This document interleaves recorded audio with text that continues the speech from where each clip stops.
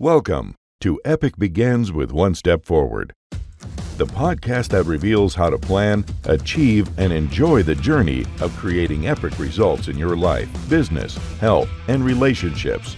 Here's your host, best-selling author and motivational speaker, Xander Sprague.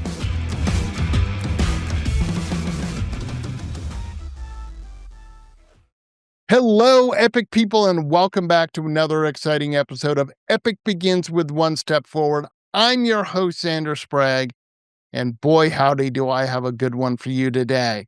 I've got Greg Bennick with me. Greg, tell us who you are and what you do. Well, I'm just excited to be on a podcast about epic people. I mean, it makes me feel even more epic than I might already be. But my name is Greg Bennick, and I'm a keynote speaker. I remind people that they matter and that the work they do is meaningful. And I bring people together, especially teams. I've been a comedy entertainer since I was 13 years old. And I've been writing a book the last couple of years. It just came out last year called Reclaim the Moment, 7 Strategies to Build a Better Now. So I make my way around the country and around the world doing keynote presentations and speaking about the ideas in the book. And I'm excited to be here and talk about some epic things today. Absolutely. Well, first of all, congratulations on the book.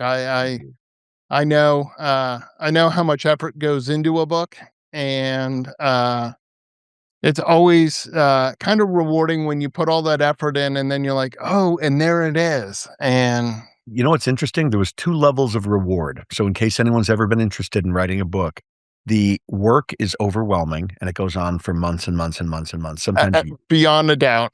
Yeah. So the reward of seeing the book in print when I unboxed the books was the first reward. Yeah. The second came a week ago, and the book's been out for a year and a half. When the book came out, I was going to do this whole promotional campaign, and I mentioned the book quite a few times, but I let it kind of rest. And I think psychologically it was like, oh, it's out, it's released. Let it go for now.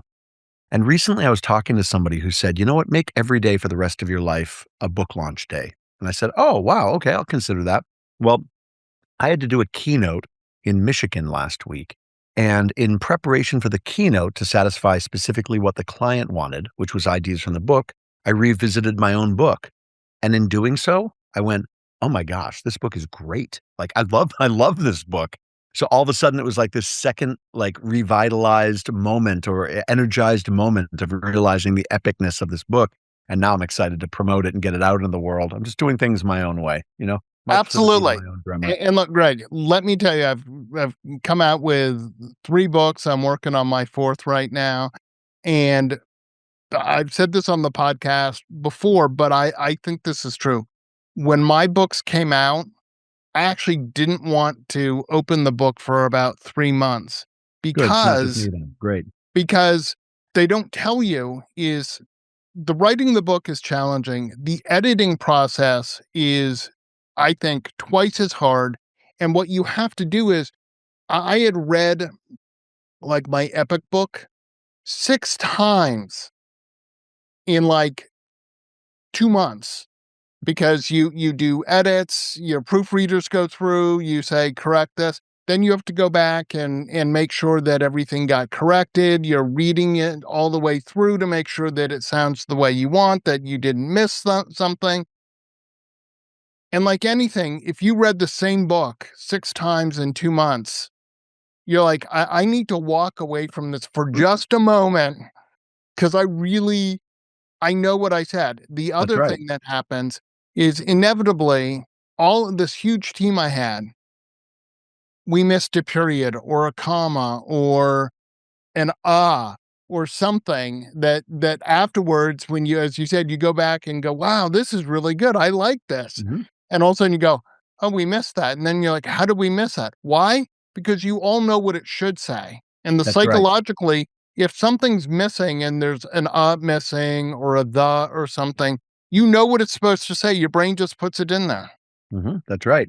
And I'll tell you this, when I finished my book, I had done most of the development and editing myself, and it came time to do the editing, the copy editing, and I wasn't sure how many mistakes there would be. My publisher assigned an editor to the project who found 0 mistakes. And I thought, you know what? I didn't pay that much attention in high school. I'm not convinced I wrote a book with 0 mistakes. Yeah. Thankfully, My editor, my copy editor, is also my partner, Stephanie Anderson Whitmer. She's an amazing editor. Well, she looked at the book and she found 435 mistakes. Mm-hmm. So it's pretty amazing that I had her look at the book, and she's extraordinary as a book editor. But she looked at it, found 435 mistakes. And if it wasn't for her, I would have put out something that was filled with the wrong commas and the wrong M dashes and the wrong grammar and all of it. So it's a lot of Absolutely. work. Absolutely. So give us just a little background on how Greg got to be where he is. Sure. Well, my life is a series of happy accidents. I was not supposed to be where I am. I don't know if I was ever supposed to be a speaker or a performer or a communicator of ideas. Other than that, my mom is a pretty brilliant communicator and was a speaker for years. So I guess in a way it's genetic. But I came upon performance and the stage quite by accident.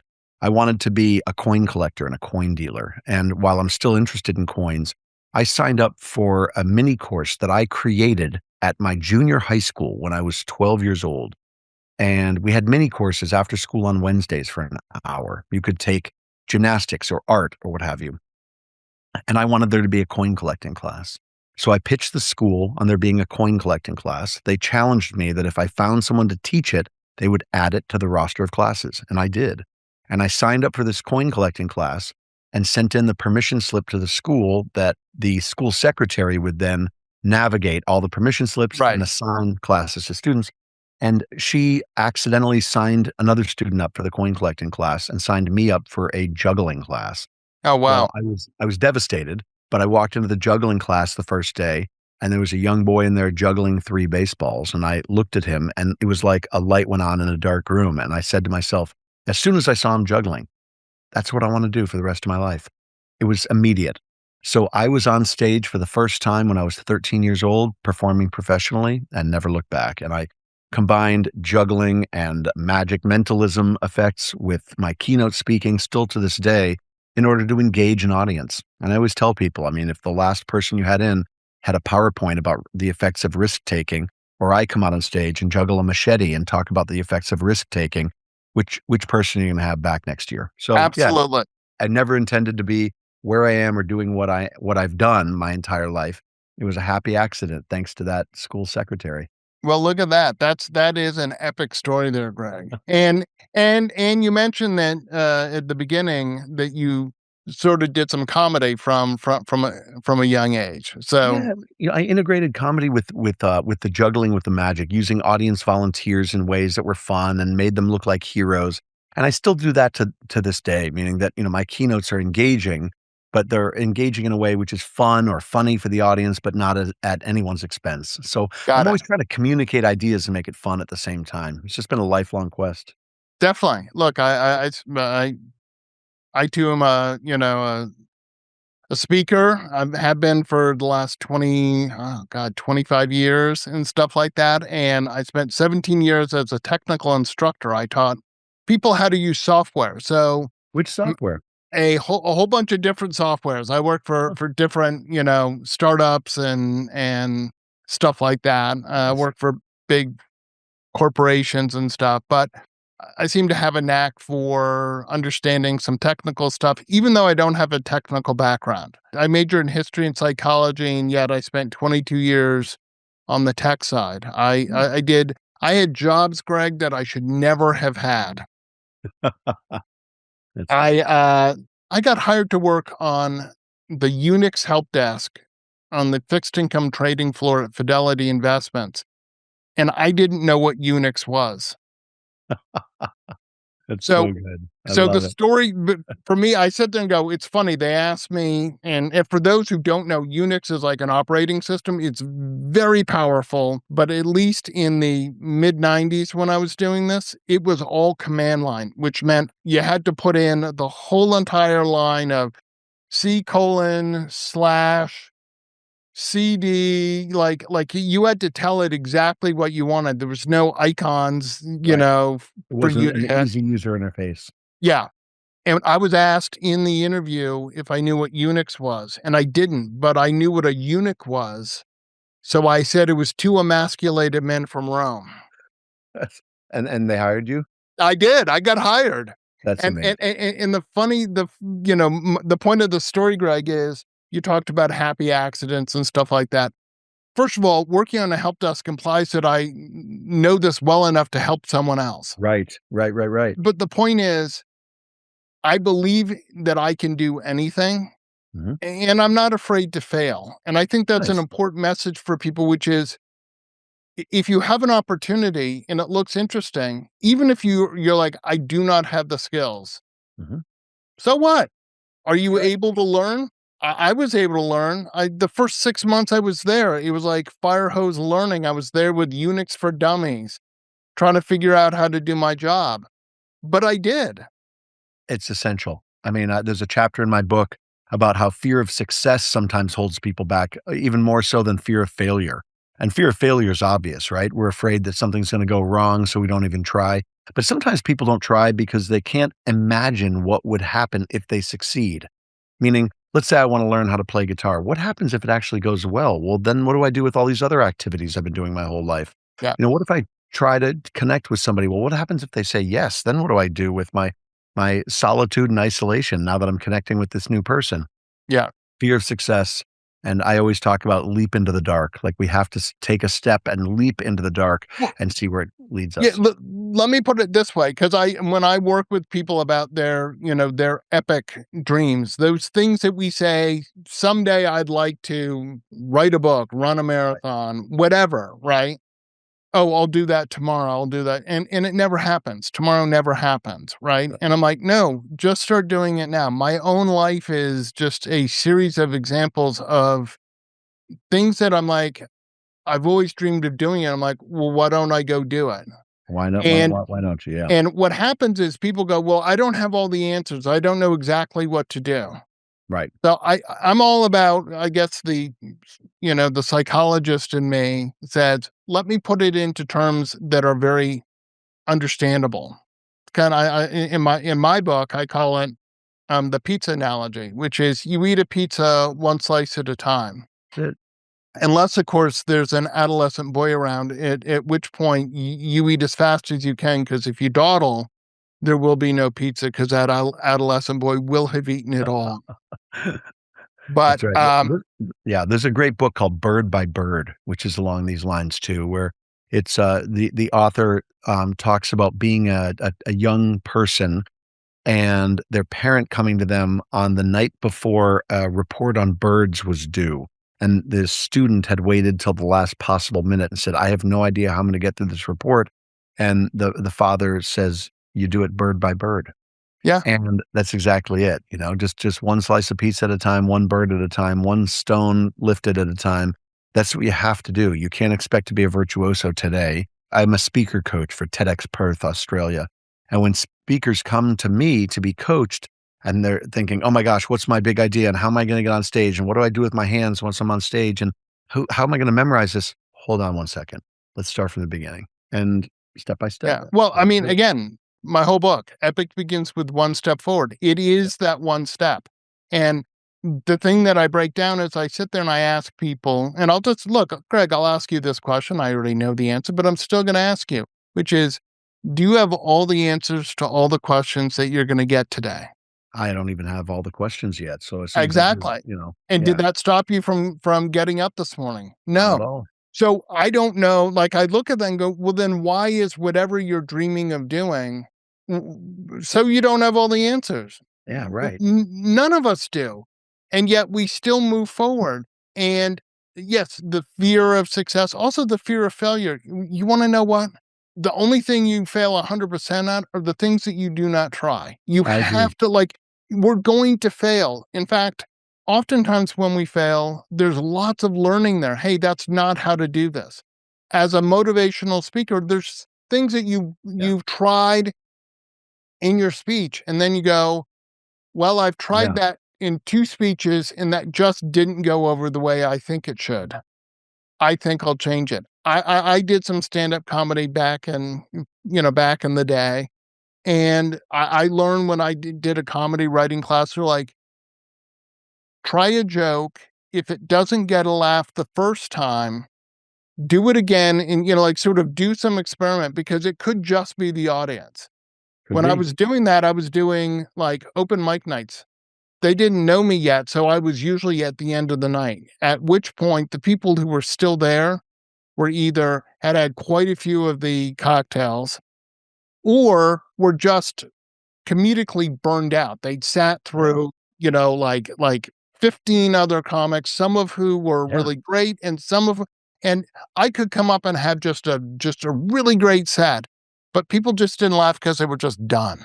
That's right. That makes perfect sense. And, sometimes it is the audience, but oftentimes it's not. Oftentimes it's experimentation and being fresh and being immediate and in the moment. But it is true that if you use the same line with the same inflection on 15 different audiences, one's going to laugh uproariously. 80 audiences might have a lukewarm response. One might have zero response. One might have a funny, but not overwhelming. It's very interesting the way audiences and crowds behave. That said, it's also a function of preparation, practice, rehearsal, and performance that makes a difference too. Absolutely. I mean, for me, when I would I would teach like 3-day classes, and I had software engineers, I had highly technical people, and I just remember, I mean, just true, where I know my material, and it's sort of this out of body experience kind of where I'm sitting here talking, but part of me sort of pulled back a little and I'm watching how it's landing Exactly. I know that well. and Absolutely. how you're like, is the audience engaged? Do I need to, okay, I'm going to switch this up. I'm Right. going to, okay, this story I'm going to make a little longer because I have the audience. So I can, I can add this. Nope, I don't have the audience. Let me make that shorter. Yeah. And that's part of what I think makes a really good speaker is someone who's looking at the audience. Now, I can say that during the pandemic, I got asked to do quite a few like virtual keynotes. Yep. Very honored to be asked to do that. Incredibly hard to do Yeah. Virtual was tougher than people thought. because especially because they're like, oh, just record your speech and then we're going to play it. Nope. Well, here's the thing. If you have and I like you, I have humor. There's stuff that I say. Mhm. So you're doing it. There's no audience feedback. I'm looking at a camera like I'm looking at you. But I don't even have you. I can't even see that you're smiling or 'Cause not everyone's smiling muted. or whatever. And if you have something that's funny, and we all need a little, I think, humor in what we're doing. You don't know how long to hold for like if how long do I pause? I know it well. And then you're like, well, if I wait too long, people think there's a problem with the audio and the Right. They video start or signing something. off. Yeah, exactly. Or if I start talking and people are, oh wait, hold on, I just missed, whatever, because we tend to use, let me have a little joke and then let me, make my point or Yes. whatever. So yeah, the virtual was hard. Doing, getting asked to come in and look, Zoom and all the other platforms are great. You don't necessarily have to get on an airplane and spend your week traveling all the time. Yep. However, there is Zoom face. 100%. It's a thing. That sort of slack-jawed, like whatever. And I'll be flipping if I'm talking. I may be flipping around to see how is the audience looking. And there's so many people who are just like, Yep. because they're engaged, but they're just not that engaged because It's totally true. They've opened their screen, they're there, they're present. And, part of the problem with performing and presenting in the pandemic was exactly what you said. We didn't get the feedback that we wanted, that we're used to, that we've worked on our timing to get. So then it comes across like, is this guy an amateur? His timing seems weird. Well, everything was weird for these audiences. Thankfully, having speaking and juggling and magic all working together really helped during the pandemic and really helps with virtual. But, yeah, that was a strange time without a doubt. I mean, I think that's gonna resonate for years to come. and how to if you're looking for audience engagement, and I had to do this, I ran a couple workshops where I'm like, part of the workshop is audience engagement. Like I'm trying to get them to participate with me. And they're virtually, they're not doing it in person. They do it. I don't know if it's sort of the social pressure of I'm in the room and other people, Could be. but it was hard when you're like, all right, I've got an hour for this. And really, I need about 15 minutes of, of interaction or conversation. I'm trying to get people to talk and share and feel comfortable, and they're not doing it. And then you're like, what do I do? Now, luckily, when that happened to me, I had moderators I learned this to say to the moderator, okay, look, I'm emailing you like 10 questions so that it goes, oh yeah, we have a question from the audience. And I had one moderator who's really good, goes, all right, I know this isn't going well for Xander. So I gotta, like help it along. I'm gonna put some questions out there to try and get people to feel comfortable to ask their questions and stuff. So Sure. one of the things I love to ask my guests is, in my book, I have the concept of I call it not yet. So on our epic journeys, we have these journeys that we're on that the answer is not yet. So Greg, Okay. is your book out? Not yet. Right. If you say no, then it ends. But not yet is so good. Sure. And there are those things in our life that are not yet. I would love to go get my private pilot's license. Am I working on it? Not yet. Know what I mean? So for you, Greg, what's one or two of your not yet? Well, that's a great question. I would say a second book. I'm writing a book on a cultural anthropologist named Ernest Becker, who wrote about our quest for meaning and the things I talk about in my keynote, being reminded that we matter and the importance of having meaning and self-esteem. So the Becker book I've got maybe about 100 pages written and then tons of notes. So I'll be writing his biography. That'll happen this year sometime, but not yet. And then more keynotes and a revised promo video. My video is extraordinary, but this event that I did last week, I want clips from that in it. So the updated promo video is not yet. And it's not as simple as just editing. A promo video takes a lot of work. So I'm really looking forward to diving into that and seeing where it ends up. But I think that those two things, updated promo video and then the new book, I think are going to take priority at some point, but not yet. Yep. And I just because I'm curious myself, you talk about people finding meaning in their life, in their work and stuff. Give me some sort of highlights of what that means to you. And Yeah, oh, for sure. I mean, well, we have limited time, right? I mean, it's just a fact, and not to sound morbid, we have limited time. absolutely. 100, literally 100 years from now, you and I are not sitting here having this conversation. So I would hope that in the time that we do have, we do meaningful things, not just for ourselves, which is important. We do things that are meaningful for other people as well, and that we matter is important. The fact that we matter, it means something to us, and hopefully we make connections which are sincere, and that we take part in actions and act responsibly so that we matter to other people and so that we're meaningful to other people. I think that it creates a self-esteem boost. I think psychologically it's balancing for us. It makes us feel better about an unsure existence that we're all living. And at the end of the day, it just improves quality of life. So being reminded that you matter and that what you do is meaningful and connecting with other people, it absolutely allows us to stay in psychological, for lack of a better word, equanimity or balance with all the influences at stake here. Absolutely, absolutely. And look, I think my own experience is I'm a relentlessly positive person. So Right. I'm like, let me find some good in this. And in my book, I I talk about the 97-3 rule, which is I believe that most days 97% of your day is good, and up to 3% isn't as good.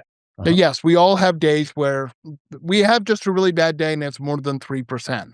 Yes. But in, on the whole, there's lots of good going on. And yet, when we talk about our days, we talk about that 3% all the time. Here's what didn't go right, completely ignoring the 97. And Right. I'm like, why? Right. This all came because when I'm a licensed professional clinical counselor, I had to do 3,000 hours of internship here in California before I could take the licensing exam. And I worked in middle school and high school. And a Nice. lot of my clients had academic issues. Okay. So it's trying to get them, as teenagers do, they want to hone in on all the things that, aren't going right. And I'm like, I think we all no, do that, but yes. Yeah. there's so much more.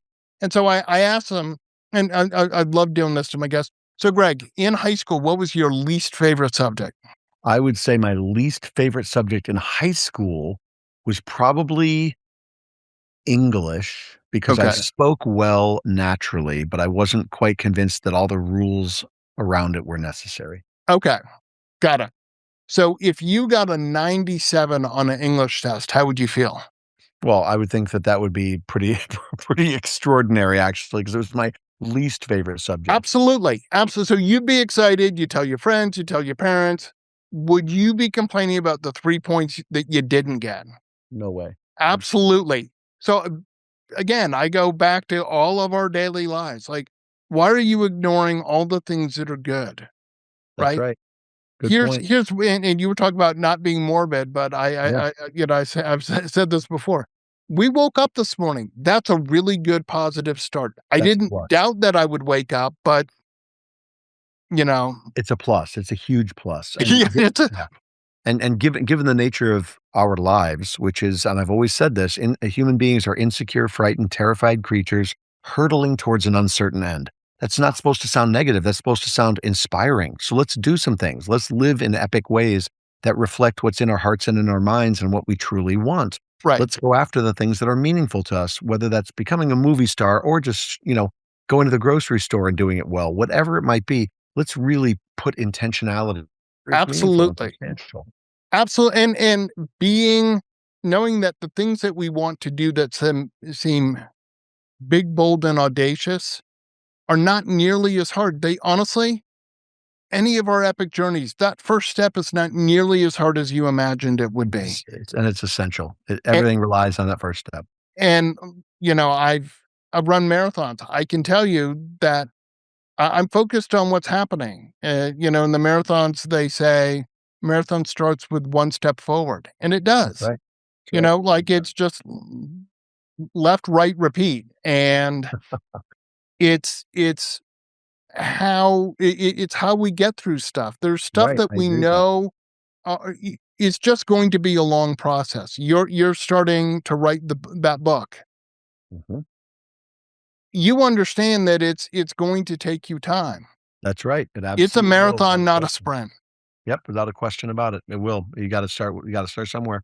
And then you're like, all right, today I'm working on this chapter or even this part of the chapter. The That's right. fact of the matter is you've made progress forward. Yeah, and you have to continue going. Consistency is the key. I often ask my keynote audiences to remember one word if you forget all the others that I said, and have it be consistency, consistency, consistency. That's really the key. Absolutely. Mhm.